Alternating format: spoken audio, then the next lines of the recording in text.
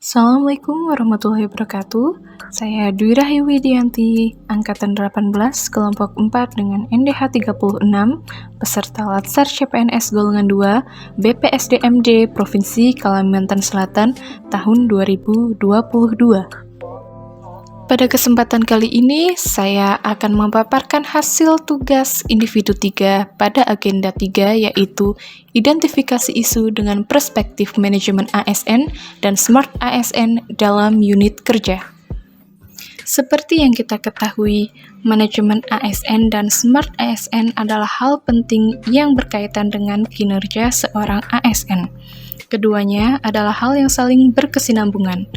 Manajemen ASN diperlukan sebagai upaya mewujudkan Smart ASN. Lalu, apakah yang disebut dengan manajemen ASN? Manajemen ASN adalah pengelolaan ASN yang menghasilkan pegawai ASN yang profesional, memiliki nilai dasar, etika profesi, bebas intervensi politik, bersih dari praktik korupsi, kolusi, dan nepotisme. Sedangkan Smart ASN adalah ASN yang mempunyai integritas, jiwa nasionalisme, profesional, keramah tamahan, berwawasan global, menguasai bahasa asing, memiliki pemahaman terkait IT, serta jejaring kerja atau networking. Manajemen ASN dan Smart ASN merupakan perspektif yang perlu dilakukan oleh seorang ASN untuk mencapai Smart Governance. Smart Governance adalah suatu tata kelola pemerintahan cerdas yang bertujuan untuk mewujudkan peningkatan pelayanan publik, kinerja birokrasi pemerintah, dan kinerja efisiensi kebijakan publik. Kemudian kita beralih kepada pengidentifikasian isu aktual yang terjadi di unit kerja. Di sini saya akan menyampaikan beberapa isu yang terjadi, antara lain 1. Tidak padunya format pengolahan data hasil kalibrasi. Kondisi yang terjadi saat ini yaitu terdapat pengolahan data hasil kalibrasi yang belum diperbaharui dengan nilai standar yang terbaru.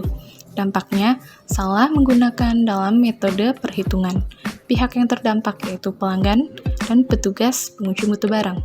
Yang kedua, lamanya proses pencetakan hasil sertifikat. Kondisi yang terjadi saat ini, petugas yang menangani pencetakan hasil sertifikat hanya ada 1 orang, sedangkan permintaan peralatan kalibrasi tidak pernah berhenti. Dampaknya, sertifikat terbit lebih lama. Pihak yang terdampak yaitu pelanggan dan petugas penguji mutu barang. Yang ketiga, tidak adanya form untuk mencatat masuk dan keluarnya alat unit under test.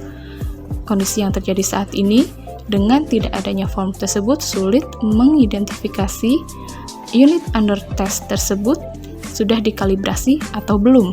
Dampaknya, proses pengambilan alat unit under test jadi terhambat karena harus memastikan alat tersebut sudah dikalibrasi kepada petugas yang bersangkutan.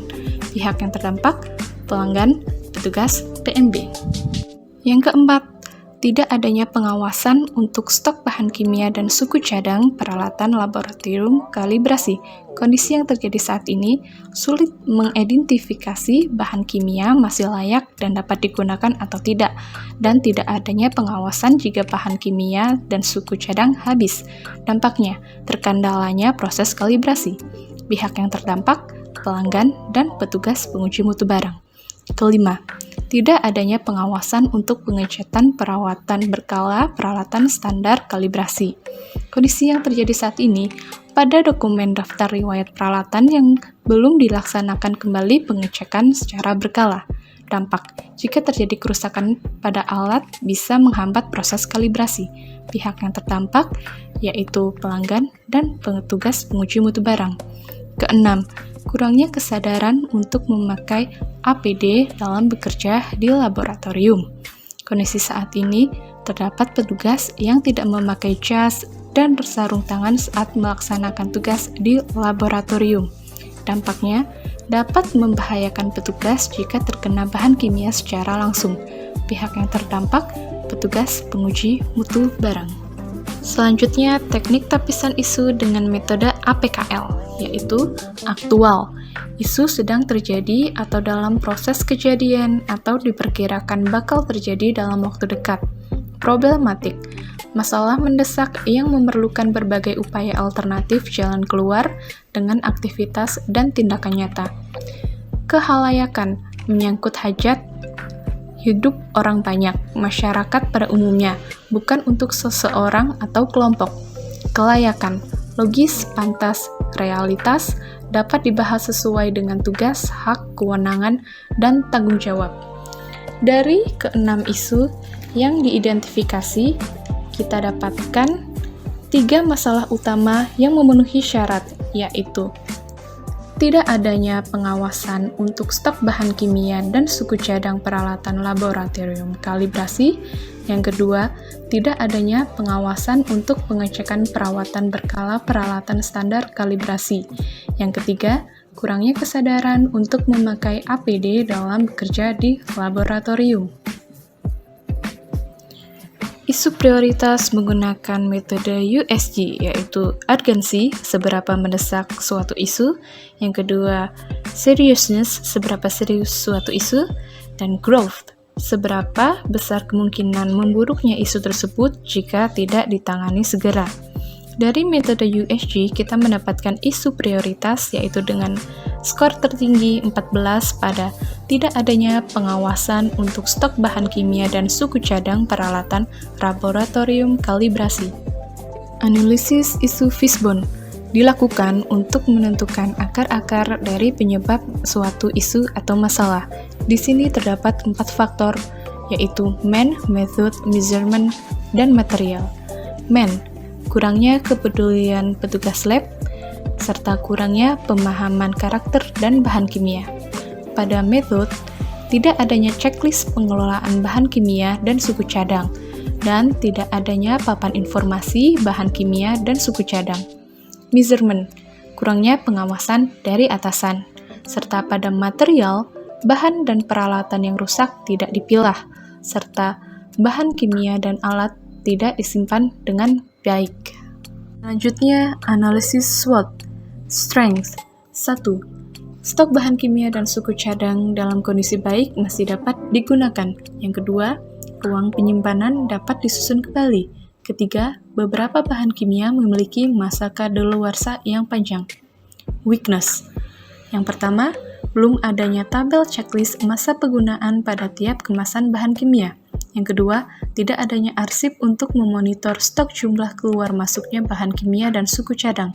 Ketiga, belum adanya petugas yang menangani pengendalian stok bahan kimia dan suku cadang. Opportunities. Yang pertama, adanya literatur tata kelola lab kalibrasi sesuai dengan ISO IEC 17025. Yang kedua, pembelian bahan kimia dan suku cadang yang mudah diakses. Ketiga, terdapat pelatihan atau workshop yang bisa diikuti tentang pengelolaan bahan kimia. Threats.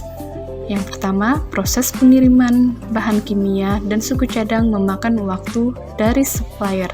Yang kedua, adanya kemungkinan bahan kimia dan suku cadang rusak selama proses pengiriman. Ketiga, jika supplier kehabisan stok, harus menunggu dalam waktu yang lama sampai bahan tersedia kembali. Berikut merupakan usulan gagasan kreatif. Yang pertama, mereview kembali formulir pengelolaan stok bahan kimia dan suku cadang. Yang kedua, melakukan pendataan kembali bahan kimia dan suku cadang yang tersedia. Ketiga, memilah bahan kimia dan suku cadang yang masih bagus dan dapat digunakan. Keempat, memberi identifikasi dan informasi yang lengkap pada setiap kemasannya, seperti jenis bahan dan tanggal digunakannya bahan tersebut. Yang kelima, menata kembali ruang penyimpanan bahan kimia dan suku cadang agar terlihat rapi. Yang keenam, membuat jadwal rutin petugas untuk mengelola dan mencatat persediaan stok bahan kimia dan suku cadang. Demikian pemaparan tugas individu 3 pada agenda 3. Saya Dwi Rahayu Widianti. Wassalamualaikum warahmatullahi wabarakatuh.